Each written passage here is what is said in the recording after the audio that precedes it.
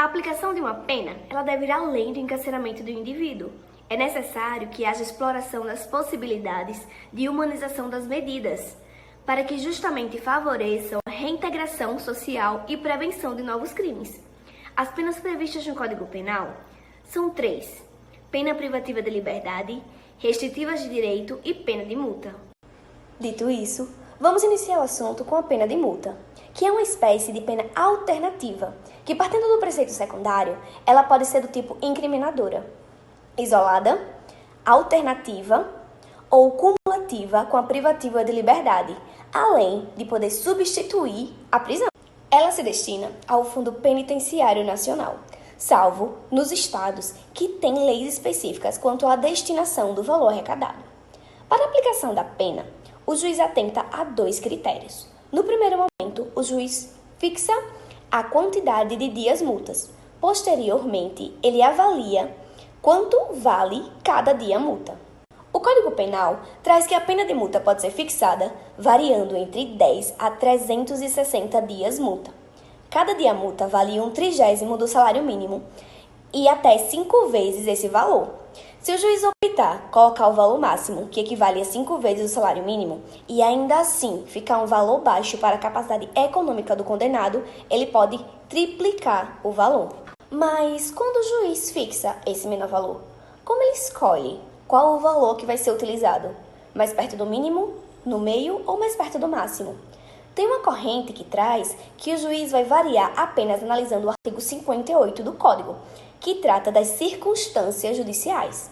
E outra corrente que defende a utilização do sistema trifásico, do artigo 68, analisando se há circunstâncias judiciais desfavoráveis, se há agravantes e atenuantes, e, por fim, causas de aumento ou diminuição, sendo essa a adotada pelo judiciário. Depois da fixação da multa decidida, o indivíduo deve ser chamado para realizar o pagamento de forma voluntária, dentro de um prazo estabelecido. Além do pagamento integral, ele pode solicitar um parcelamento ou desconto no vencimento do salário. Mas de quem é a competência para a execução forçada caso a multa não seja paga? De acordo com o STF, e reforçado pela Lei 13.964 de 2019, agora do pacote anticrime, a pena deve ser executada pelo Ministério Público, no próprio juízo da execução penal. Em casos onde o devedor não seja localizado, há a suspensão do curso da execução da multa. Em casos de descumprimento injustificado, não pode ser convertida em privativa de liberdade. Deve ser executada como uma dívida ativa. E a Lei Maria da Penha? Será que cabe multa? A resposta é não. A Lei 11.340 de 2006, ela veda a aplicação nos casos de violência contra a mulher.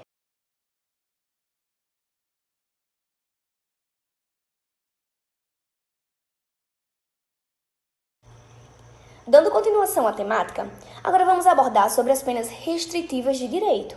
O que são penas restritivas de direito e como elas podem ser aplicadas? Você vai entender o que é pena de prestação pecuniária e como as verbas arrecadadas são utilizadas. Você sabia que o seu patrimônio pode ser usado para cumprimento de sentença? Além disso, sobre a prestação de serviço a entidades e comunidades. As penas alternativas, elas foram incorporadas no ordenamento jurídico com a reforma penal proposta pela Lei 7.209 de 84.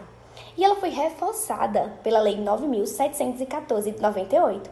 Estão descritas no artigo 43, e são elas: prestação pecuniária, perda de bens e valores, prestação de serviço à comunidade ou a entidades públicas, interdição temporária do direito e a limitação do fim de semana. Hoje eu queria falar um pouquinho sobre as penas restritivas de direito, o que elas costumam abordar, quais os requisitos para cumprir esse tipo de pena, num papo de aluno para aluno, que normalmente é até mais fácil de entender. Eu queria falar um pouquinho, no início, desde a lei. O que a lei ela aborda? A lei ela aborda que aqueles crimes praticados com pequeno e médio potencial, eles sejam trazidos com uma pena mais alternativa, uma pena mais fácil de ser cumprida. Mas para isso acontecer, eles precisam de alguns requisitos. Esses requisitos, eles precisam que a pena ela não possa ser maior que 4 anos, ela traga consigo também que o réu ele não possa ser reincidente no crime e também que esse crime ele não tenha sido cometido através de grave ameaça ou nenhum tipo de violência. Já trazendo para um contexto... A primeira pena trazida pelo Código Penal é a prestação pecuniária. Ela consiste no pagamento de dinheiro à vítima, a seus dependentes ou entidades públicas ou privadas com destinação social, podendo variar entre 1 a 360 salários mínimos. Importante lembrar que ela é diferente da pena de multa. Mas você sabe para onde essas verbas são destinadas? O CNJ, que é o Conselho Nacional de Justiça, ele publicou uma resolução onde determina a criação de um fundo específico para recebimento desses valores recolhidos, e as entidades elas precisam se inscrever em edital para recebimento dessas verbas. E quando o indivíduo é penalizado com a intervenção de seus bens? A pena consiste em favor do Fundo Penitenciário Nacional. O juiz escolhe os valores ou bens em bom estado de conservação. Podem ser carros. Fisco, o Estado toma do indivíduo os bens que foram objetos ou instrumentos de crime e destina-os à União como uma receita não tributária. A gente sabe que a vida em sociedade ela não é a casa da mãe Joana. Se uma pessoa ela comete um crime, ela está sujeita às sanções penais. Assim como as penas alternativas já citadas, o Código Penal também traz a possibilidade de prestar serviço à comunidade, onde é aplicável as condenações superiores a 6 meses de privação de liberdade. Consiste na prestação de serviço gratuito, sem vínculo empregatício com o Estado. O indivíduo ele passa por uma entrevista para análise de suas habilidades e após ele é encaminhado para as entidades cadastradas que melhor possam usufruir do que seja hábil a fazer. O cumprimento da pena é fiscalizado por todos os profissionais envolvidos. Caso seja descumprida a pena, é substituída por prisão. A limitação do fim de semana consiste na obrigação de permanecer aos sábados e domingos por 5 horas diárias, em casa ou albergado em locais adequados, onde é ministrado curso, palestra, além de atividades educativas. O objetivo é a reestruturação intelectual e social do condenado. Nos casos de violência contra a mulher, o juiz pode determinar o comparecimento obrigatório do agressor a programas de recuperação e reeducação. Quanto à interdição de direitos, o indivíduo ele pode ser privado de exercer sua profissão, dirigir veículos, frequentar locais públicos e até mesmo inscrição em concursos públicos, nos casos de crimes de fraude. A interdição de direito ela é diferente da interdição de incapaz. Na interdição de incapaz, é de natureza civil e é utilizado quando a pessoa não tem capacidade decorrente de algum problema de saúde constatado clinicamente de gerir e se responsabilizar pela própria vida. Já a interdição de direito, ela é de natureza penal. A sanção é aplicada como consequência de um crime praticado. Em casos de descumprimento, há uma nova orientação realizada pelo juiz. E caso persista, essa oportunidade seja novamente descumprida, a pena é substituída pela privativa de liberdade. As penas alternativas, elas são autônomas e elas visam substituir as penas privativas de liberdade. É válido ressaltar que o juiz ele sentencia primeiro a pena privativa de liberdade e seu regime inicial de cumprimento. Logo, em seguida, na mesma sentença, a substitui pela restritiva de direito. Mas e quanto aos prazos? Para você mesmo. Se liga. Você sabia que a restritiva de direito tem a mesma duração da privativa de liberdade? Agora que você sabe disso, preste bastante atenção, porque em alguns casos, a lei prevê para o usuário as penas alternativas como principais e não como substitutas. São elas no caso do artigo 78 do Código de Defesa do Consumidor e do artigo 312 ao 308 do Código de Trânsito Brasileiro. E fora esses dois, ainda consta o artigo 28 da Lei de Drogas. Além disso, os requisitos para a substituição das penas privativas de liberdade pela restritiva de direito se dão nos crimes dolosos e pretodolosos. Já nos crimes culposos, independente do delito, a substituição é permitida. Aí, só para você não esquecer e dar uma reforçada. A convenção, que nada mais é quando a restritiva de direito ela volta a ser privativa de liberdade, ela acontece quando há o descumprimento da pena. A superveniência por outros crimes, a falta de comparecimento, a recusa das realizações de atividades e a prática de faltas graves.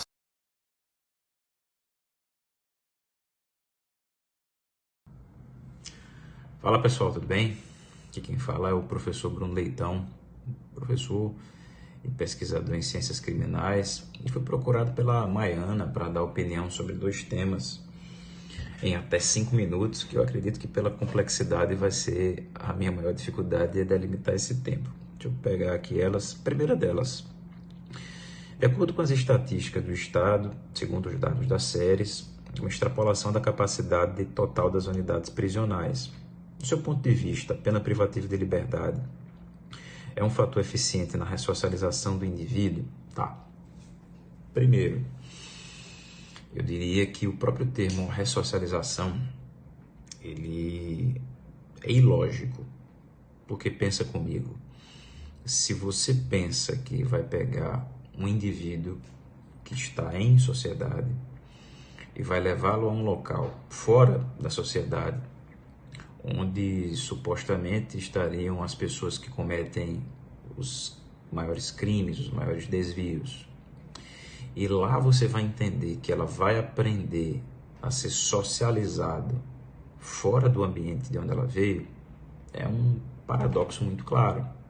Eu saio de um local que aparentemente é melhor para um que é muito pior, um local que eu tenho pessoas que eu considero sociáveis, junto daquelas que eu não considero sociáveis, e aqui eu vou aprender a ser melhor para voltar para cá. Isso não faz muito sentido.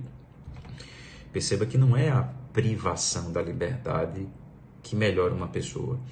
Muitas vezes, aquela pessoa que está sendo levada à ressocialização, ela nem foi socializada.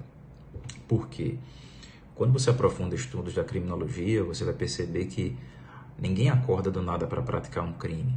Aquela pessoa provavelmente teve alguns déficits de sociabilidade nas primeiras instâncias de socialização, que são família, escola, e provavelmente aquela pessoa ali já era muito claro ver uma falta de afinidade com aqueles espaços, falta de referências, gradualmente determinados comportamentos desviantes, não percebidos o porquê, não trabalhados enquanto ainda infância, adolescência, e óbvio que gradualmente aquela pessoa, ao se inserir em outros espaços, provavelmente aquilo que era mero desvio pode se transformar em fato criminoso.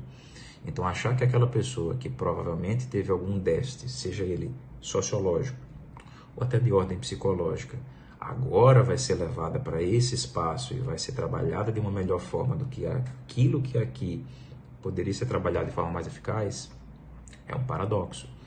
Eu não confio na privação de liberdade, não acredito em nada disso para ressocializar. Eu entendo que o melhor caminho de você transformar e preparar pessoas para serem mais sociáveis é através de políticas públicas. Então isso não é através do controle, é através da preparação da pessoa para isso. Óbvio que ainda se vê necessário a necessidade de controlar determinadas pessoas. Eu não tenho uma perspectiva abolicionista para tratar a discussão, tenho uma perspectiva de Estado mínimo. Gostaria muito de crer no abolicionismo, mas não consigo crer. O problema é que nós utilizamos a prisão como prima ratio e não como última ratio. Qual que é o problema? A gente acaba superlotando as prisões com pessoas já no início ainda da discussão se elas praticaram ou não os crimes. Eu já estou colocando as pessoas encarceradas naquele espaço ainda durante o processo. E isso é um problema, porque eu acabo ocupando o espaço presidial com cerca de 40%, mais ou menos a depender do local, com pessoas que ainda não foram condenadas. Óbvio que eu estou colocando ali aquilo naquele local se transforma numa antecipação da pena. E o pior, eu já estou antecipando o convívio na pior condição possível em circunstâncias que talvez ao final eu nem fosse condenado ou sofresse uma condenação não para ser levado ao regime fechado e sim em um outro regime. Então isso já é um problema muito complexo. Entrando na segunda pergunta, porque já está batendo 5 minutos aqui, que é o seguinte: quanto às penas restritivas de direito, partindo da perspectiva da humanização das medidas punitivas, o senhor acredita que de fato elas favorecem a reintegração social e a prevenção de novos crimes? Veja, eu poderia voltar para aquilo que eu falei na pergunta anterior. Eu não entendo o sistema penal como um espaço que melhora você como pessoa. Eu acho que isso tem que ficar muito claro.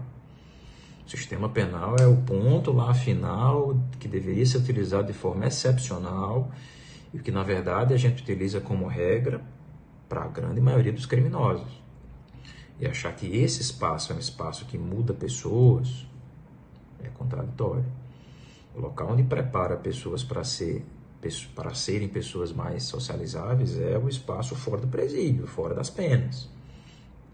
Que aí é onde a gente tem que pensar em políticas públicas. Mas se atendo aqui às penas restritivas. Veja, na verdade a pena restritiva é uma contenção dessa quase regra de encaminhar o indivíduo para a pena privativa. Na verdade, a pena restritiva deveria ser pensada como uma regra, algo que se busca, em que todo magistrado, no caminho da sua sentença, já verifica lá a não necessidade de encaminhar para o cárcere. Porque todo indivíduo, quando está exercendo seu papel de magistrado, ele tem que passar por tudo isso. Ele tem que passar pela verificação do fato, identificação de que houve ali sim um tipo penal, que ele precisa sofrer uma consequência, ele já mensura quanto poderia ser a privação de liberdade. Aí ele vai lá para o 44, verifica se para aquele caso é possível uma restritiva. Se for possível uma restritiva, ele tem que aplicar a restritiva e não encaminhar como a regra que é a privação da liberdade. E ainda lembrando, ainda mais à frente do que vocês estão me perguntando, se não couber restritiva, ainda existe a possibilidade de um sursi, uma suspensão condicional da pena. Perceba que, na verdade, as buscas pelo não encarceramento são as buscas pelas possibilidades de um indivíduo ainda em sociedade ser restringido em alguns direitos, sofrer consequências jurídicas e, ao final, ele se manter no convívio social. Então, perceba que muitas vezes a gente não tem esse raciocínio de que alguém que vai sofrer uma pena pode sofrer perdas, pode sofrer restrições, e isso ser uma pena, ele está sendo controlado e, ao mesmo tempo, ali você já verificar que ele se mantém no convívio em sociedade.